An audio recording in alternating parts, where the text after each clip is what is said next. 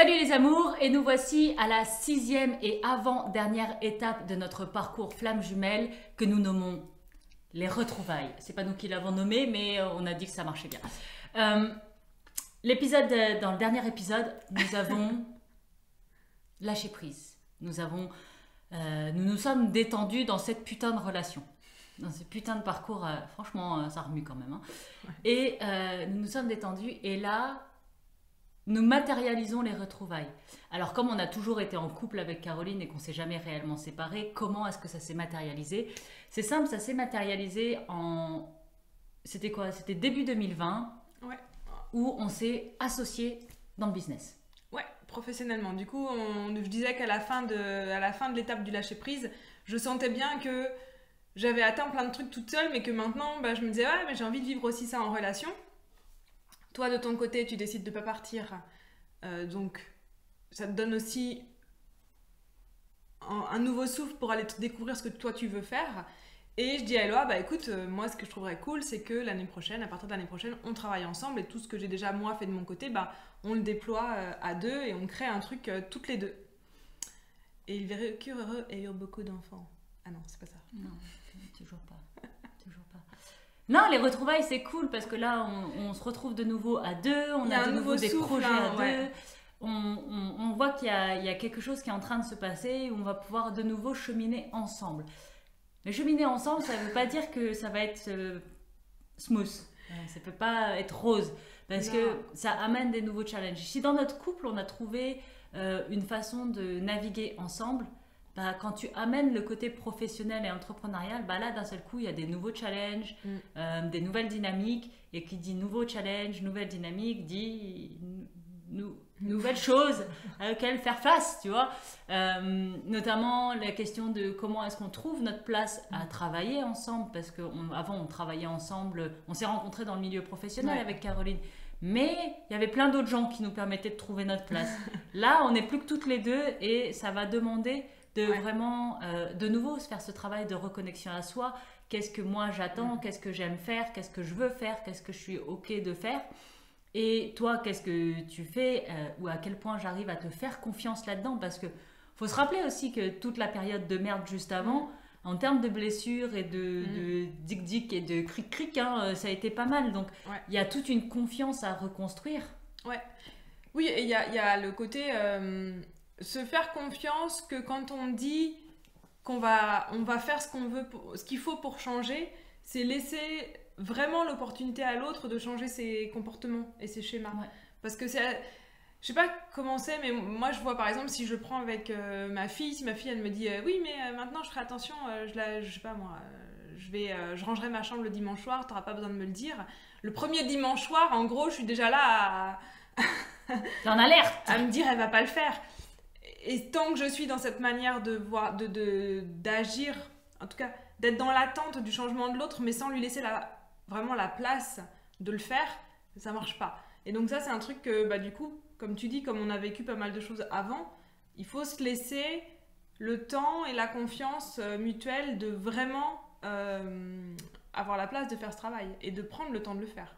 Ouais, parce que là, nous, on est dans une nouvelle dynamique, donc on décide de travailler ensemble. Mais Caroline, ça fait déjà 2 ans que tu bosses. 1 an et demi à peu près. Qu'elle bosse toute seule de son côté, et donc elle est en mode fuck it, je trace ma route. Moi je fais, tu suis. Ah non, c'est pas ça. Travailler ensemble. Donc du coup, ça demande en fait de se réajuster et au fur et à mesure. Et puis en plus, comme tu le dis très bien, c'est que quand l'autre il te dit oui, je vais changer, toi tu es en train de le regarder en disant je suis sûre qu'il va pas changer. Ouais, c'est ça. Je suis sûre que ça va prendre. Et ça... Et combien de temps, en fait, l'autre doit-il changer pour commencer à accepter que le changement est acté? Ça aussi, c'est quelque chose qu'on a vu d'ailleurs avec les clients qu'on accompagne en couple, où la personne, elle dit, mais j'ai besoin de réapprendre à lui faire confiance. Ok. Et du coup, tu dois commencer par faire confiance, en fait. Ouais, et il va te falloir combien de temps? Oui, si dans 3 ans, il continue à être bien, peut-être que je lui ferai confiance. Non, ça marche pas, en fait, tu peux pas faire ça. Tu décides de lui faire confiance, et après, il va se planter la gueule, et puis tu vas redécider, tu vas être déçu, tu vas être blessé, tu vas gueuler, et tu vas devoir redécider de lui faire confiance encore. Ou et pas, donc, mais c'est un autre choix après. Oui, mais je veux dire, à partir du moment où tu as choisi de rester en relation, ça demande ça, en fait. C'est ça, c'est que c'est un choix qui se refait tous les jours. Ouais. C'est pas on le fait un jour et c'est fini et tout va bien. Et c'est autoriser l'autre à se planter parce que oui, c'est un changement et réussir à implémenter un changement, ça demande du temps, ça demande de la pratique, ça demande des plantades en fait. C'est ça. Et là, on va venir toucher, je dirais qu'on va venir toucher et affiner toutes les guérisons qui n'ont pas été faites dans la totalité des blessures. Parce que du coup, quand on parle de confiance, on va parler de trahison, de contrôle. Et là, on va venir toucher toutes ces choses-là. On va venir chercher aussi la blessure d'injustice. Je fais plus, elle fait moins, je fais moins, elle fait plus. Tous ces trucs-là. L'humiliation. Et du coup, pour nous, cette période des retrouvailles, de nouveau, j'aimerais démystifier le côté il vécut heureux et ayant beaucoup d'enfants parce que c'est pas ça en fait. C'est oui, on passe un niveau supérieur dans la manière, dans notre relation. Bah, on décide d'être en relation. Là, c'est ok, c'est acté, on veut vraiment être en lien ensemble. Mais justement, parce qu'on a pris cette décision-là, bah, y a plein de problèmes qui émergent et il va falloir les solutionner. Ouais. Alors, déjà, ça, c'est notre expérience. Hein. La manière dont, en tout cas, moi, quand je travaille avec des personnes qui sont sur un parcours flamme jumelle, les retrouvailles, ça ne veut pas dire être en couple et travailler ensemble. Chaque flamme jumelle a une manière unique d'exprimer sa relation dans la matière. Donc ça, voilà, ça, c'est notre expérience à nous. Mais nous, dans notre expérience, ça a été vraiment, et ça l'est encore un petit peu, c'est ça qu'on va parler aussi avant de passer à la prochaine étape, c'est que trouver sa place à deux, autant dans le couple que dans le professionnel, c'est presque une histoire sans fin en fait. Ouais. Oui, parce qu'en plus, on évolue, on change, on grandit, les circonstances extérieures changent, merci Covid. Donc il y a plein de choses qui se passent et qui fait que bah ouais, on doit aussi s'adapter et se réajuster en permanence parce que c'est pas statique, c'est pas stagnant.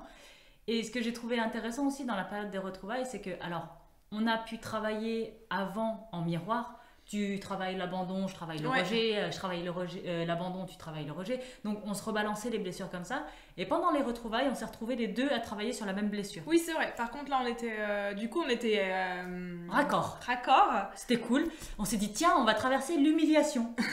Et c'était rigolo parce que c'est vraiment la blessure où nous, la première fois qu'on a lu le livre, c'était il y a 10 ans, il y a plus de 10 ans, on se dit, ouais, oui, ça j'ai un peu, ça j'ai pas. Humiliation, bon, non.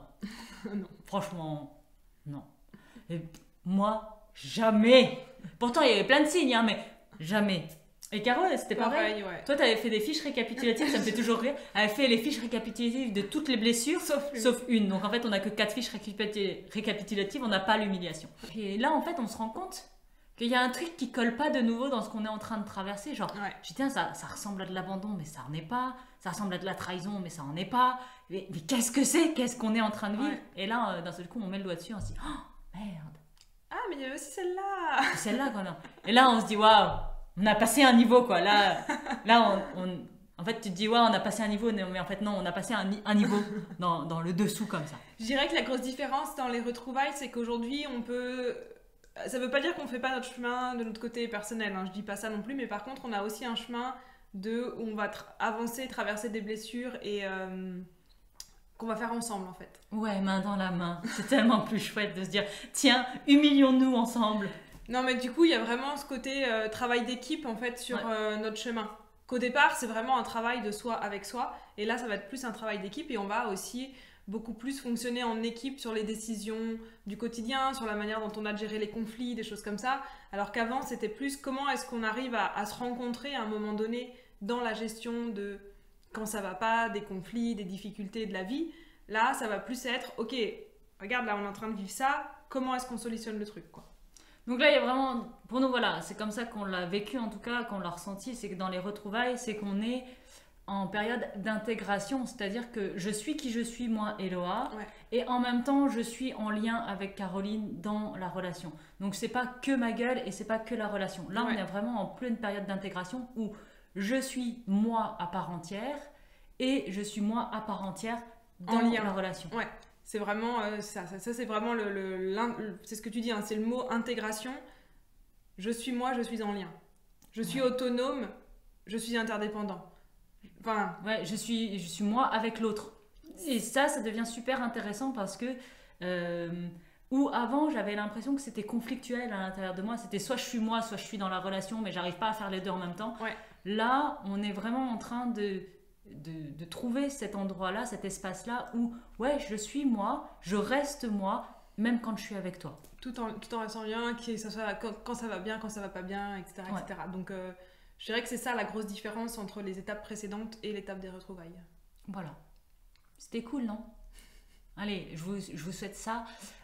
Après, que ce soit dans une relation de couple ou pas, oui. que ce soit... En fait, cette espèce de détente à se dire... Ah, ok, c'est bon. Je peux être moi-même. Je peux être moi-même et je peux être moi-même en lien à l'autre. Dans la relation à l'autre, quel que soit l'autre en fait, même si c'est pas si c'est pas le jumeau, si c'est pas le jumeau, c'est ok, mais c'est vraiment de retrouver sa place, soit dans un écosystème de relations. Rester soit avec ses parents, rester soit avec ses enfants, rester soit avec ses frères et sœurs. Je pense que c'est vraiment la question retrouvaille, c'est cette période d'intégration, d'être capable d'être soi tout le temps, en tout temps, quand on est seul avec soi-même, mais aussi quand on est avec les autres. Et ouais, voilà, c'est ça, ce que tu viens de dire, c'est le seul, parce qu'en fait, quand on est que connecté à soi, on se sent vachement seul, on se sent pas connecté aux autres, et c'est ça la grosse différence. Ouais. C'est d'être en même temps connecté à soi et en même temps connecté aux autres. Si tu en es là dans ton parcours et c'est un chemin qui t'intéresse, ça c'est ce que je fais moi dans mes accompagnements en individuel. Il y a un lien dans la description, tu peux prendre un rendez-vous avec moi, on en discute et on regarde si je peux t'accompagner sur ce chemin. Et nous on se retrouve pour la dernière et ultime étape dans la prochaine vidéo. Salut!